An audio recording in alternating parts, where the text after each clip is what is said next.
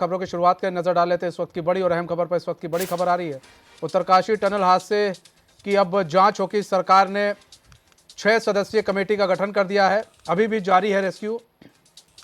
सिलक्यारा सुरंग हादसे में फंसे हैं 40 मजदूर। पिछले 50 घंटे से अधिक का हो गया है समय। 40 श्रमिकों की जिंदगी मलबे में कैद है। रात 3 बजे पहुंची देहरादून से ऑगर ड्रिलिंग मशीन।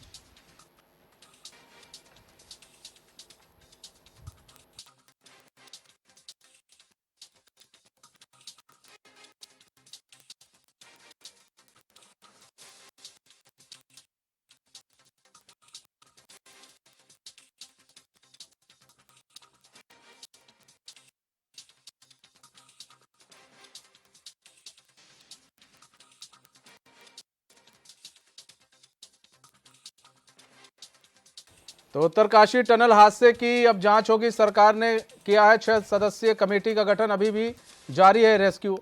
सिलक्यारा सुरंग हादसे में फंसे हैं 40 मजदूर। पिछले 50 घंटे से अधिक का हो गया है समय। 40 श्रमिकों की जिंदगी मलबे में कैद है। रात 3 बजे पहुंची देहरादून से ऑगर ड्रिलिंग मशीन।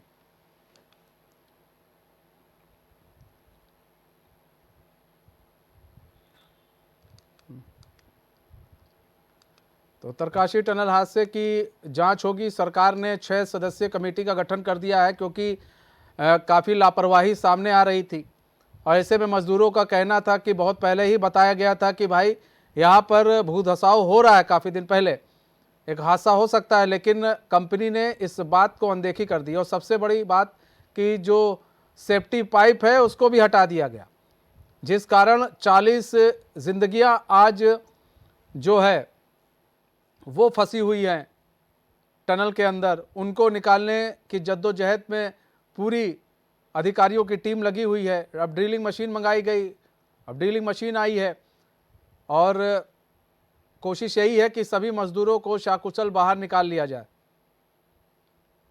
और लापरवाही को देखते हुए अब सरकार भी सख्त नजर आ रही है। सरकार ने 6 सदस्यीय कमेटी का गठन कर दिया है और रेस्क्यू अभी जारी है। 50 घंटे से अधिक का समय हो चुका है।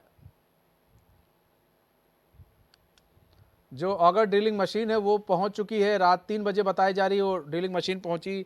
उसके बाद जो है उसका असेंबल किया जाएगा। अब असेंबल कर भी दिया गया होगा। तो और जो कई भूवैज्ञानिक उनसे बात हुई, कई विधायकों से बात हुई। विधायकों का कहना है कि जो मजदूर हैं, मजदूरों को ये बताया जा रहा है कि जब ड्रिलिंग की शुरुआत होगी उसके बाद से लेकर 12 घंटे का समय जो है दिया गया है। तो मतलब ये जो 24 घंटे हैं काफ़ी महत्वपूर्ण होने वाले हैं। 12 से 24 घंटे काफ़ी महत्वपूर्ण होने वाले हैं।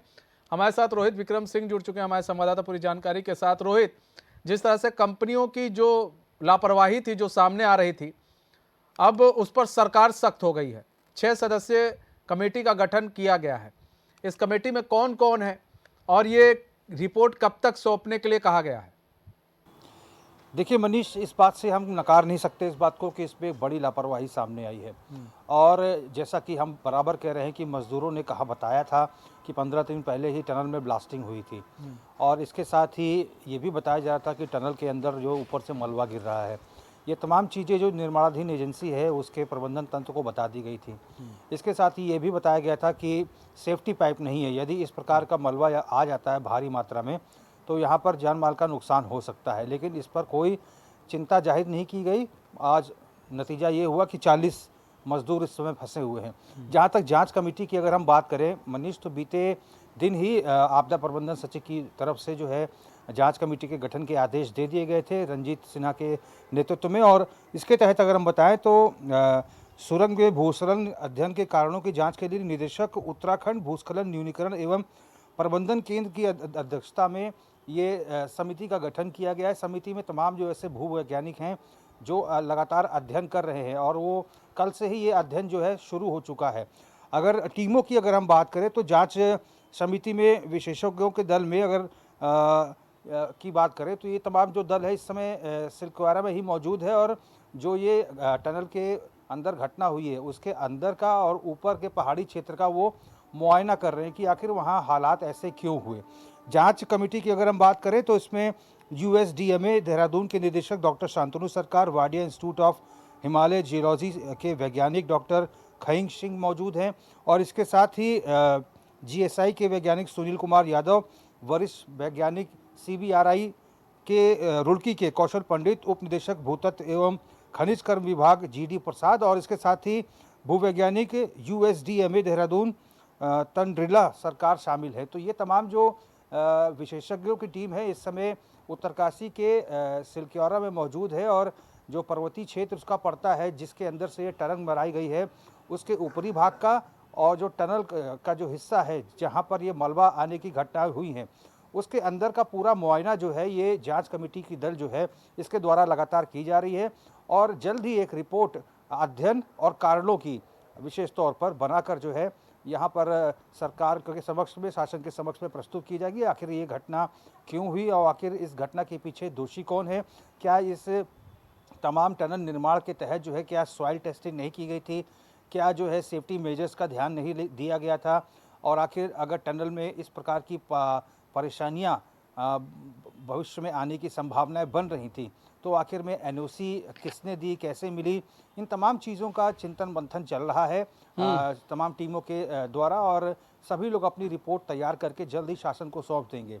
और रही बात 40 जिंदगियों की जो अभी भी जिंदगी और मौत के बीच में जूझ रहे हैं मनीष जी, तो लगातार जो है जो पंप है, जो तमाम जो 900 mm के जो ये पाइप्स हैं इनको लगातार जो है ड्रिल मशीन के द्वारा पहले तो ड्रिलिंग की जाएगी और करीब ये प्रक्रिया लगभग शुरू हो चुकी है और ये जो पाइप्स आए हैं सीवर के लाइंस की जो पाइप्स मंगाए गए हैं 900 mm जिनकी चौड़ाई है उनको डालने की प्रक्रिया भी अब जल्द से जल्द शुरू होगी क्योंकि जैसे जैसे समय बीतता जाएगा वैसे वैसे इन 40 लोगों के सामने परेशानियाँ खड़ी होती जाएंगी। जो ऑगर ड्रिलिंग मशीन है इसको पूरी तरह से अभी असेंबल कर दिया गया है और जो ये पाइप्स जो मंगाई गई हैं सीवरेज की पाइप्स जो हैं 900 mm की जो गाज़ियाबाद, देहरादून और हरिद्वार से मंगाई गई हैं, इनको जो है एक एक करके जो एक हिस्सा है और दूसरे हिस्से तक जो ड्रिल ज़मीन के भीतर होगा उसमें एक एक करके इन पाइप्स को समाहित किया जाएगा और पूरा प्रयास यही होगा कि नीचे कोई रॉक ना मिले। अगर रॉक्स मिल जाती हैं तो फिर ये जो ये पाइप्स हैं, जो ये मोटी पाइप्स हैं 900 mm की, इनके क्षतिग्रस्त होने की संभावना भी बढ़ जाएगी। तो ऐसे में जो तमाम जो भूवैज्ञानिक भी मौजूद हैं, तमाम एक्सपर्ट्स मौजूद हैं, पूरी प्रक्रिया को बेहद संजीदगी से किए जाने को लेकर प्रयास किया जा रहा है और जो एक्सपर्ट्स हैं उनसे सलाह ली जा रही है कि आखिर निर्माणाधीन एजेंसी के भी तमाम लोग हैं उनसे पूछा जाएगा कि भाई अगर हम यहाँ से कोई सुरंग ड्रिल करके उधर 600 मीटर या उसके आसपास खोद के ले जाते हैं तो आगे कोई हमें रॉक तो नहीं मिलेगा। तो ये तमाम चीज़ें हैं पूरे एहतियात के साथ की जा रही क्योंकि यही एक अंतिम विकल्प बचा हुआ है और इसको अगर अंजाम दे दिया तो 40 जिंदगियां बच जाएंगी और पूरा सरकार का यही फोकस है कि ये मिशन जो है फेलियर साबित ना हो क्योंकि इसमें जल निगम के जो गढ़वाल संभाग के जो चीफ इंजीनियर हैं उनकी निगरानी में पूरी ये कार्रवाई हो रही है और जल निगम के ही उपकरणों का इस्तेमाल इसमें किया जा रहा है। अब वेट एंड वॉच वाली स्थिति है मनीष जी क्योंकि प्रयास सबकी तरफ से जारी है, सभी जनप्रतिनिधि मौजूद हैं, शासन प्रशासन के उच्चाधिकारी मौजूद हैं, state disaster response force active mode पे है, एनडीआरएफ की टीम एक्टिव मोड पर है, पीएमओ की तरफ से लगातार इस घटना पर नज़र बनाई जा रही है। गृह मंत्री अमित शाह भी लगातार पल पल की अपडेट ले रहे हैं, पीएम मोदी भी लगातार पल पल की अपडेट ले रहे हैं।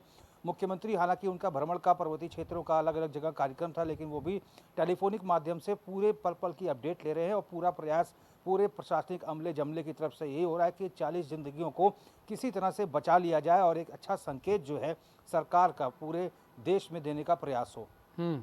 अच्छा देखिए यहाँ पर तो पूरा अमला जमला लग गया है रेस्क्यू करने के लिए, उनको बचाने के लिए। इधर अब टीम गठित कर दी गई है कि भैया जो ये इतना बड़ा हादसा हुआ है उसकी जांच की जाए। ऐसे में कई भूवैज्ञानिक या विशेषज्ञों की टीम से भी बातचीत की जा रही है, कई भूवैज्ञानिकों से हम लोग की भी बात हुई।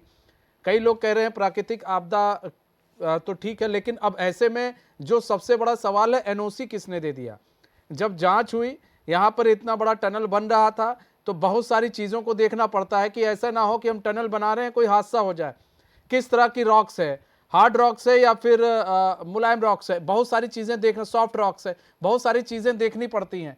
तो क्या इन सब चीज़ों की भी अब बारीकी से जांच की जाएगी? इस पूरे जो कमेटी बनाई है इस कमेटी ये जांच करेगी? बिल्कुल मनीष जी, कोई भी देखिए सिविल वर्क कोई भी होता है, सिविल वर्क में जितनी भी निर्माण की चीज़ें होती हैं उसमें सबसे पहले एक प्रक्रिया होती है मनीष जी सॉइल टेस्टिंग की। सबसे पहले उस मिट्टी को टेस्ट किया जाता है कि वहाँ की मिट्टी कैसी है। जब वो मिट्टी को एनओसी प्राप्त हो जाती है कि हाँ इस मिट्टी में इस प्रकार की चीज़ें हैं, यहाँ पर निर्माण किया जा सकता है, उसके बाद ही कोई निर्माण कार्य शुरू होता है। सबसे पहले जांच कमेटी उस कागज़ों को खंगालेगी जिसमें ये सॉइल टेस्टिंग के रिपोर्ट्स क्या पॉजिटिव आई थी या नेगेटिव आई थी। एनओसी अगर जिसने दी थी तो उसने किन शर्तों के आधार पर एनओसी दी थी। शर्तों के आधार पर बहुत सारी चीज़ें होती हैं मनीष जी। सेफ्टी पाइप्स लगाना, सेफ्टी मेजर्स को ध्यान में रखना, बहुत सारे टेक्निकल इश्यूज़ होते हैं जिनको फॉलो करना पड़ता है, उसके बाद ही एनओसी दी जाती है। क्या उसने शपथ पत्र में निर्माणाधीन एजेंसी ने इस बात को कहा था कि हम सारे सेफ्टी नॉर्म्स को फॉलो करेंगे? इन तमाम चीज़ों को भी जांच के दायरे में लाया जाएगा। और वर्तमान में क्या उन चीज़ों पर अमल किया जा रहा था? निश्चित तौर पर अमल नहीं किया जा रहा था, तभी इस प्रकार की घटना हुई और 40 मजदूर फंसे हैं। अगर सेफ्टी पाइप्स वहाँ पर बिछाई गई होती तो उन सेफ्टी पाइप्स के जरिए मजदूर धीरे धीरे करके बाहर की तरफ आ जाते और धीरे धीरे करके वहाँ से मलबा हटा लिया जाता, काम फिर से शुरू हो जाता। लेकिन लापरवाही का आलम देखिए कि निर्माणाधीन एजेंसी को तमाम क्लीन चिट मिलने के बावजूद भी उसने किसी भी नॉर्म्स का पालन नहीं किया, नियमों का पालन नहीं किया और आज स्थिति ये बनाई है कि 40 मजदूर लगातार 48 घंटे से भी ज़्यादा समय से फंसे हुए हैं टनल के भीतर। लगातार ऊहा-पोह की स्थिति है, सभी लोग इस समय टेंशन में है और ये पूरा प्रयास यही हो रहा है कि जो मजदूर अंदर फंसे हुए हैं वो किसी तरह से पैनिक ना करें, वो किसी तरह से घबराएं ना और ऐसा ना हो किसी की घबराहट में ही जान चली जाए। तो ये तमाम चीज़ें हैं, काउंसलिंग भी की जा रही है उनकी, उनको खाना पहुंचाया जा रहा है, ऑक्सीजन पहुंचाया जा रहा है, पानी पहुंचाया जा रहा है। पूरा प्रयास यही हो रहा है कि ये जो हाई वोल्टेज हाई लेवल का जो रेस्क्यू ऑपरेशन है इसको किसी तरह से सफलता मिले और जो ये तमाम उपकरण जो ऑगर ड्रिलिंग मशीन आई है जिसको असेंबल कर दिया गया है वो भी प्रॉपर तरीके से ड्रिल कर ले मिट्टी को और उसके बाद जो है पाइप्स को सुविधानुसार धीरे धीरे पुश करके और उस स्थान तक पहुंचाया जाए जहां पर ये तमाम मजदूर फंसे हैं। अगर वो पाइप्स के भीतर समाहित होकर बाहर निकल आते हैं उसके बाद भी मलबा गिरता है तो उसमें कोई चिंता की बात नहीं क्योंकि वो अंडरग्राउंड व्यवस्था है। तो अब देखते हैं कि आने वाले समय में क्या होता है। 3 से 4 घंटे में ही अच्छे संकेत या बुरे संकेत जो भी हैं संकेत मिलने शुरू हो जाएंगे। ऐसे में रोहित देखिए कई जगह के मजदूर हैं, यूपी के हैं, बिहार के भी हैं। तो यूपी के जो मजदूर हैं, हम श्रावस्ती बात कर लें, हम रामपुर की बात कर लें, तो कई लोगों के जो परिवार हैं वो परिवार थोड़ा पैनिक हो गए हैं। उनको थोड़ा डर अब सताने लगा है क्योंकि अब 50 घंटे से ज़्यादा का समय हो गया है भाई। किसी का बेटा, किसी का पति, किसी का भाई अगर टनल में फंसा है तो उसके लिए बड़ा इस समय दिक्कत है। और कई लोग तो निकल भी गए हैं सिर्फ स्थिति का जायजा लेने के लिए कि भाई क्या चल रहा है और हमारे यहाँ के जो लोग फंसे वो सुरक्षित हैं कि नहीं है। ऐसे में क्या ये पता लग पाया है, नामों का भी पता लग पाया है कौन कौन है, कहाँ के लोग, और कोई तस्वीर कोई ऐसी सामने आई है कि भाई यहाँ के लोग फंसे हुए ये लोग हैं? तो ऐसी भी कोई चीज़ें हैं जो बाद में एक मतलब पर्चा हो ताकि अगर कोई आता है तो बता दिया जाए हाँ आपके लोग फंसे हैं और सुरक्षित हैं। बिल्कुल मनीष, ये राउंड फिगर और क्रॉस चेकिंग का काम हो चुका है। कौन कौन लोग फंसे हुए हैं सबकी अटेंडेंस लगाई जा चुकी है। जो 40 लोग गुमशुदा हैं वही 40 लोग टनल के भीतर फंसे हुए हैं और फंसे हुए तमाम लोगों से चूँकि वॉकी टॉकीज़ के माध्यम से भी बात हुई है, जब नेटवर्क आ रहा है तो उनसे भी फीडबैक लिया गया है कि आखिर वो कौन कौन मजदूर हैं जो फंसे हुए हैं। फिलहाल सभी के परिवारजनों को सूचित किया जा चुका है कि घबराने जैसी कोई स्थिति नहीं है क्योंकि वहाँ पर पूरा प्रशासनिक अमला मौजूद है। लगातार पीएमओ निगरानी कर रहा है, मुख्यमंत्री लगातार अपडेट ले रहे हैं, जल निगम के अधिकारी, एसडीआरएफ, एनडीआरएफ, जिला प्रशासन, पुलिस प्रशासन सभी लोग युद्ध स्तर पर प्रयासरत हैं क्योंकि ये एक देशव्यापी घटना बन गई है और लगातार जो है इस पर पत्रकारों की नज़र है और सभी लोग चाह रहे हैं कि ये 40 जो ज़िंदगियाँ हैं जो त्योहारी सीज़न में ज़िंदगी और मौत के बीच में जूझ रही हैं, किसी तरह से इन लोगों को रेस्क्यू कर लिया जाए और एक अच्छा संकेत उत्तराखंड से जाए। ठीक है रोहित, बहुत बहुत धन्यवाद हमारे साथ जुड़ने के लिए और तमाम जानकारी साझा करने के लिए।